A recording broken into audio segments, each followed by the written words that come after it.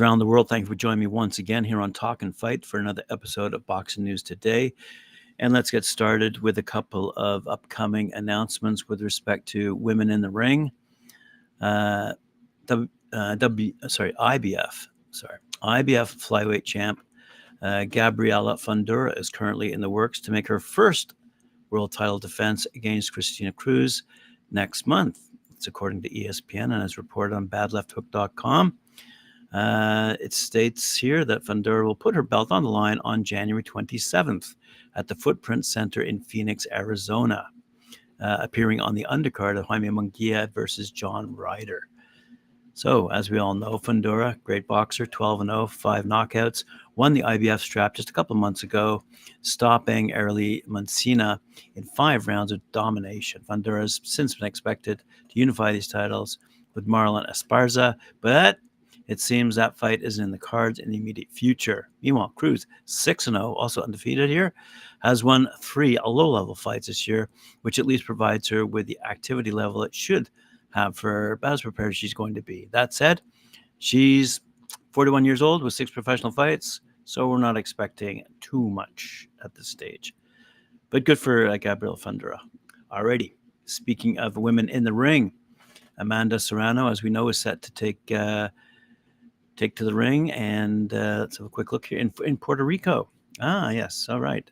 Amanda Serrano is in the spotlight, the main event, when she returns to the boxing ring in the first quarter of 2024.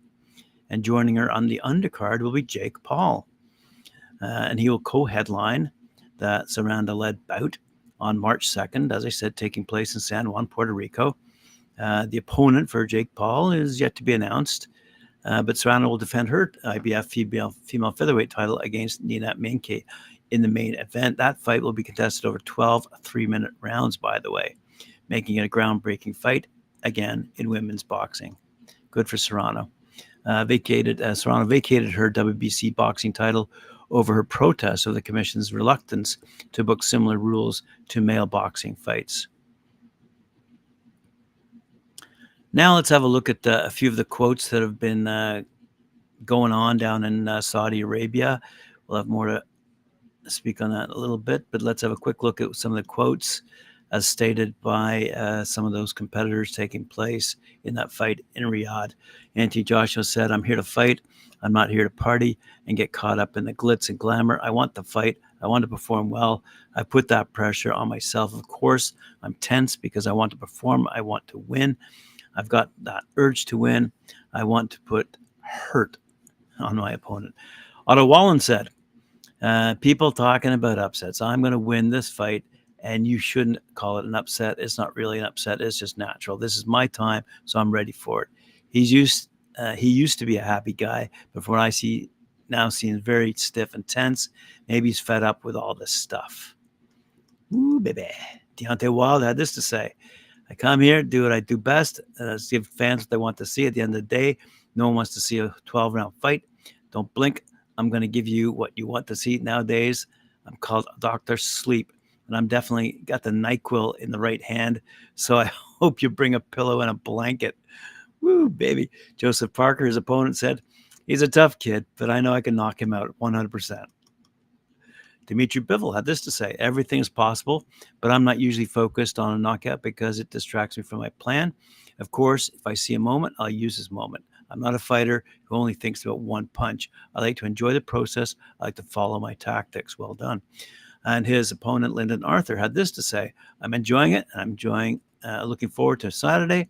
I don't believe nobody has seen the best of me yet." Daniel Dubois, who's up against Big Mouth Gerald Miller, had this to say: "Yo, big baby, every baby has a daddy, and I'm going to beat you like I'm your daddy." That's Daniel Dubois speaking. Miller replies, "I'm going to cook the shrimp." The 2-time quitter. Wow, good stuff. Jai Optea says, "Putting the politics aside and the best fight the best. This is a massive change, and the name Optea will have its print on it. I'm here to make a statement, man. I'm ready to go to war." El Lazaro, his opponent, had this to say: "I'm just focused on Saturday at the moment. Like I've been saying all week, It's a massive opportunity for me. I'm going to take it with both hands. The bout I'm looking forward to, Arslanbek Makhmudov. He said, I'm ready. That's why I'm here. I need this kind of fight. I need this kind of opponent. I respect him, but Saturday, I'm there to destroy him like I usually do. That's my job. Ajit Kabayel, his opponent, said, this is the biggest challenge of my career. I respect Arslanbek. He's a good opponent, a strong guy. I think I'm also the biggest challenge in his career. Frank Sanchez, who's going up against Junior Fa, said, I'm coming here to win. If a knockout comes, it comes. Fa replied, I'm going to bring the best version of myself and get him out of there by any means necessary. Good stuff. Filip Hrgovic, rounding out these fighters, who's facing Mark Demori, said, I'd planned with this guy to let him box for a few rounds, but because of his nasty words, I'll need to punish him earlier. I need to punish the guy really, really bad, like he stole something. Demori said, it's a 10-round scheduled fight. I've got absolutely no desire to go 10 rounds. I've got the arms of a Tyrannosaurus Rex. I'm not going to out-jab him. I'm going to get in close, and I'm going to try and break him in half. So there you go. There's some great quotes coming out of Saudi Arabia. Now, we have a lot of pundits who chime in on who's going to win, and et cetera, et cetera. And I've had my 2 cents over the past couple of weeks. But let's have a look at what John Fury on BoxingSocial.com had to say. He said regarding the anti-Joshua Otto Wallen tilt, he said, it's that difficult of a job. AJ has something in him. He'll bite down on his gum shield because he knows he's got to. I'm going Wallen. I've got to go with the team he's got, the trainer he's got, and how awkward he is. He wants it, doesn't he? AJ is coming off a disappointment. He just got in with a new trainer, and no disrespect to Ben Davison. He's a good kid. He's 25-year-old, whatever he is, but he can't match Joy Garmacha. That's why I'm going with Wallen. Deontay Wilder versus Joseph Parker. Fury had this to say, I don't know how much Wilder's got left. If Joe Parker can get on him and force him to fight off the back foot, he'll make a fight of it. But I've got to say Wilder's power. There's only one man who can take it, and that's Tyson the Gypsy King. Joe can grow a pair and throw everything at him but the kitchen sink. He's going to have to take a lot of movement, a lot of awkwardness, a lot of gameness. But I got to say Wilder. Daniel Dubois versus Jarrell Miller. Daniel Dubois says Fury's a good kid, but his heart is questionable. He's quit in 2 fights. That, for me, is a no-go area. Miller, talented kid, fast hands, big guy.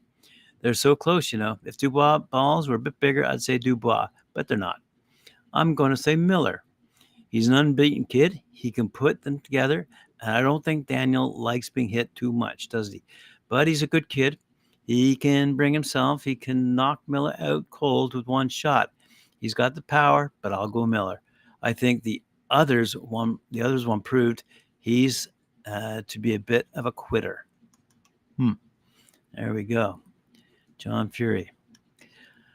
Now, after this is all said and done, will we see that big fight between Andy Joshua and Deontay Wilder? I mean, I'm hoping Otto Wallen wins, and I'm hoping for an American fight between Jarrell Miller and Deontay Wilder. That's what I'm hoping. But let's have a look at the caveat, okay? Because they both have to win. Wilder has to win. Joshua has to win. And for the better part of 5 or 6 years, a showdown between these two it's been all the talk. 2-time former IBF WBAW heavyweight titleist Anthony Joshua. He's 26-3, 23 knockouts. And 38-year-old former WBC titleist Deontay Wilder, 43-2-1 with 42 knockouts. That talk has been there for what, as I just said, 5 or 6 years. So as an option, as a possibility, something to talk about, and to now, fantasy fight. There was a time, a narrow window, where Joshua Wilder unification would have presented boxing with something rare and special. After Wilder's 2017 rematch win over Bermane Stiverne and Joshua's victory over Carlos Takam, the 2 men were, with all the belts in the division, were undefeated and at least 1 knockout victory over every professional they'd faced. This is according to BoxingScene.com. The winner closed in on Joshua's very next fight with a decision win over then WBO titleist Joseph Parker. To this day, Stavern is still Wilder's only decision win. Joshua has added 2 more, along with 3 losses. Wilder's lost twice, both to the best heavyweight in their generation, Tyson Fury. Despite that, the allure of a fight between the 2 biggest knockout artists of their era remains. People wanted to see them then, they want to see it now. Punchers' duels never really grow stale, and both are still superstars around the world. What's not to like? So this Saturday, we are theoretically 1 card away from the showdown. According to numerous reports, it's really simple. If Joshua and Wilder win, they fight on March 9th. There's reportedly a 2-fight agreement, meaning we could see it twice in 2024. If. And if is one hell of a word. All right. Elsewhere, let's take a look over at England and see how their heavyweights are doing. Frazer Clarke aims for Fabio Wardley next. The winner would become a top echelon heavyweight, says Ben Shalom. Frazer Clarke is fixated on boxing British heavyweight champ Fabio Wardley. Talks are ongoing for that to happen next, with boxer, that's BOXXER, promoter Ben Shalom saying it's a fight that catapults the winner into the next, the real top echelon of heavyweight. It's the fight we want to see. Really? Frazer Clarke is looking to fight Fabio Wardley for the British heavyweight title next. Promoter Ben Shalom believes that winning that contest would send the victor into the top echelon. In October, at the last night of heavyweight boxing in Saudi Arabia, Clarke made sure he was ringside to call out Wardley once he defended his championship. The pair's feud turned personal after a canceled purse bid earlier this year. Since then, Clarke, a Tokyo Olympic medalist, has beaten both Marius Wash and David Allen, is now targeting Wardley next to settle the issue. Okay, we'll see if that happens. Elsewhere, on the American side of things, let's see if Devin Haney and Terence Crawford can go toe-to-toe. At welterweight, by the way. Devin Haney, according to Boxing247.com, says he thinks a fight between him and welterweight champ Terence Crawford is possible after he moves up to weight at 147. That would be a massive fight, even bigger than Haney taking on Gervonta Davis. It's unclear what Crawford's thoughts are about Devin Haney showing interest in fighting him, but it would be excellent if Terence fails to get the Canelo-Alvarez clash next year. Haney, he's 31-0, 50 knockouts, states that he's not sure when he'll move up because he's just got to 140, and if he can't give a time frame for the move just yet. But given that Haney rehydrated 165 for this fight, at light heavyweight for the WBC welterweight champion against Regis Progress back on December 9th, it can't be too much longer before he moves up to 147. Haney likely weighs close to the same weight as Crawford once he's rehydrated, so he should be fighting at 147. Devin has started negotiations for a fight with Ryan Garcia for his first defense of his WBC 140-pound title. Assuming the 2 fighters can agree on terms, the match should happen in the first quarter of 2024. And then I suppose we'll see if whether it's Gervonta Davis or Terence Crawford, either one. That's an interesting argument. Speaking of arguments, there have been several people commenting on sportswashing, and I would like to throw in just a couple of facts here. This past summer, it was reported in The Guardian over in the UK that Saudi Arabia has spent at least $6.3 billion US dollars in sports deals since early 2021, more than quadruple the previous amount spent over a 6-year period in what critics have labeled an effort to distract from its human rights records. Saudi Arabia has deployed billions from its public investment fund over the last 2.5 years, according to an analysis by The Guardian, spending on sports at a scale that has completely changed professional golf and transformed the international transfer market for football, aka soccer. On Monday, the Saudi Arabian club Al Hilal submitted a world record bid for the French captain, Kylian Mbappé, understood to be worth £300 million. Wow. That's back in the summer, remember. The $6.3 billion investment is almost equivalent to the GDP of Montenegro or the island of Barbados. Wow. It dwarfs data compiled by Grant Liberty 2 years ago, estimating that Saudi Arabia spent $1.5 billion in the period between 2014 and early 2021. Wow. Rights groups, including Grant Liberty, Amnesty International, and Human Rights Watch, term such spending sports washing, bankrolling big-name sporting events in order to distract from a poor human rights record.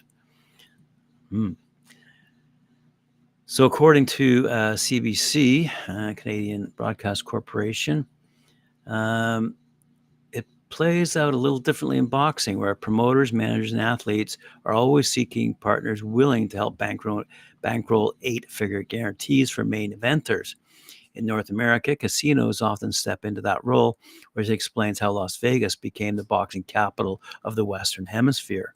It also explains how Saudi Arabia, which hosted its first pro boxing fight in 2018, has become a destination for major fights now. Organizations there put up a reported $150 million for a bout between Tyson Fury and Anthony Joshua that wound up never happening.